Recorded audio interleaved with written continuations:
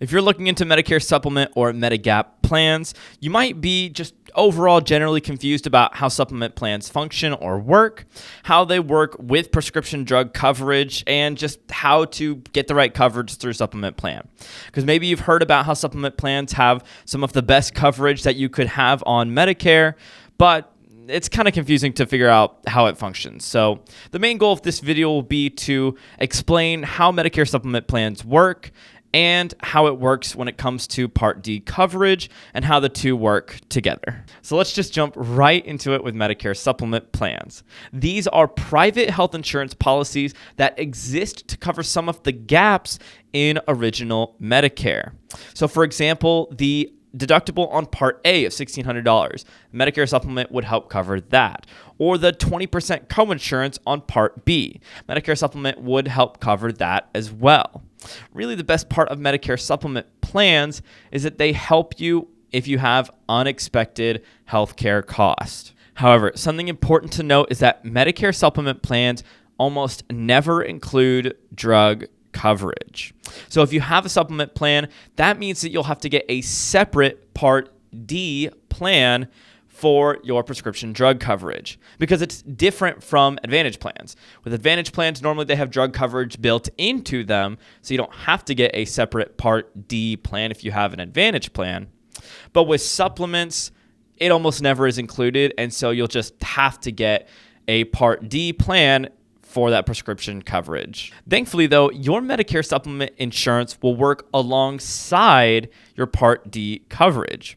So even though Medicare supplement doesn't have specific coverage for prescription drugs, it can help cover some unexpected out-of-pocket costs that you might have with your Part D plan, such as your deductibles and out-of-pocket expenses. So drug coverage with a Medicare supplement plan actually doesn't have to be as complicated as you might think it, even though it's not built into the supplement plan itself. However, when it comes to the right plans for you, there are a few things that you need to look into and be aware of when considering supplement plans and Part D plans. The first thing to consider, of course, would be what kind of supplement plan you would want to get.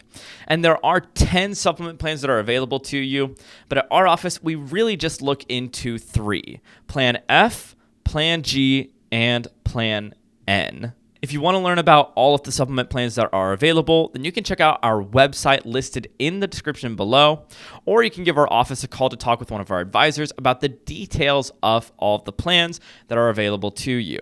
Also, something I want to note very quickly is that supplement plans are standardized. So that means that no matter where or who you get a Plan G from, the coverage is actually going to be the exact same. So a Plan G with Company A in Texas versus a Plan G with Company B in Missouri actually has the exact same coverage. The only difference might be additional benefits that the company decides to add or the rates and premiums that are associated with it.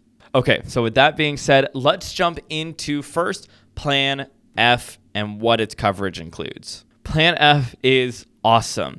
We call it in the office full coverage or the Cadillac of coverage because it really does cover everything. The Part A deductible, the Part A coinsurance, it gives you 365 extra days in the hospital with 100% coverage if you have an extended stay. It also covers the Part B deductible and the Part B coinsurance and so much more. But if you became eligible for Medicare on or after January 1st of 2020, and unfortunately, you cannot enroll for a Plan F. Thankfully, there's another supplement plan that looks almost identical to the Plan F, and it is the Plan G. And here in the office, we call it the greatest value because, again, it really does cover everything that Plan F covers except for the Part B deductible, which in 2023 is $226. The final supplement plan of note is the Plan N. And the Plan N is seen as a more cost-friendly alternative to the Plan G because all of these Medicare supplement plans, of course, have a premium with them. Plan N just tends to be a little cheaper. So Plan N actually looks very, very similar to a Plan G, but it has one notable difference. So you're still responsible for the $226 deductible, just like with Plan G, but now you have co-pays with your Part B coverage. So if you go to the doctor, you have a $25 copay. And if you go to the emergency room but don't get admitted into the hospital as a patient, then you have a $50 copay. And that's honestly really the main difference between a Plan G and a Plan N, is that you have copays, whereas with the Plan G, you don't have copays. So those are the most notable supplement plans that we typically recommend for all of our clients. But when it comes to the Part D drug plans, it really does just depend on the prescriptions that you have, because some Part D plans will have better coverage for certain prescriptions than others. Some will have higher copays and some will have lower copays, and there's just variance, and it really just depends on the prescriptions that you take that will determine the right Part D plan for you. So with all of the variants that exist between Part D plans, really the best thing that you could do would be to call into our office and speak with one of our advisors, because we have tools that we can use where we'll take all of your prescriptions and put them into our software, and it'll give us the best prescription drug plans that are available to you in your area.